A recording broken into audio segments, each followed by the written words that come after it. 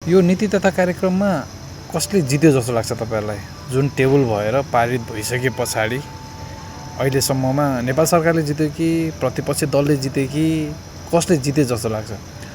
जब यो नीति तथा कार्यक्रम राष्ट्रपतिले वाचन गर्दाखेरि नै माननीय राष्ट्रपति अब वाचन गरिन्जेलसम्म पनि यसलाई अर्कै तरिकाले व्याख्या गरिँदै थियो।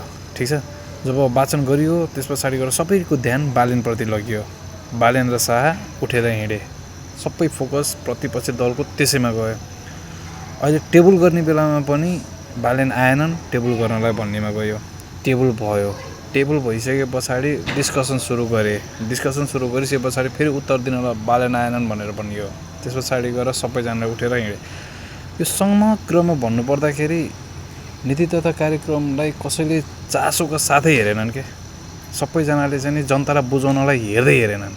प्रतिपक्षी दल भनेको त हामीलाई बुझाउनु पर्ने थियो, हामी जनतालाई यसले यसो गर्दैछ होइन, राम्रा कुरा यो छन्, नराम्रा कुरा यो छन् भनेर टक्क बुझाउनु पर्ने थियो। तर यहाँनिर त्यस्तो नभएर सबै फोकस जति सबै बालेनलाई लगाइदिएर अनि के राम्रा के नराम्रा कामहरू के लिएर आउन खोजेको के कस्तो भन्ने कुरो त्यसै कुराहरूमा पनि फोकस भएन। बालेन आउनुपर्छ, बालेनले बोल्नुपर्छ, बालेन बोल्नुपर्छ,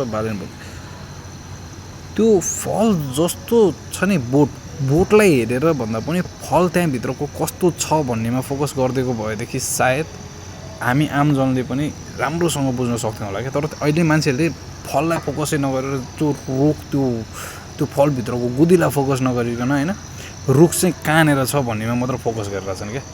यहाँ हुनुपर्ने थियो, पहिला यहाँ थियो, अहिले कहाँ गयो त्यो रुख, त्यसमा मात्र फोकस गरिरहेको जस्तो देखिन सकिन्छ क्या। अब तपाईँलाई के लागिरहेछ? आफ्नो धारणा राख्नु त कसले जित्यो त यहाँनिर?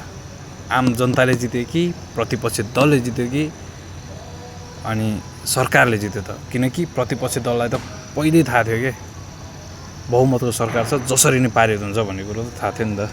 सो आफ्नो धारणा कमेन्ट गर्नु होला है। जय नेपाल।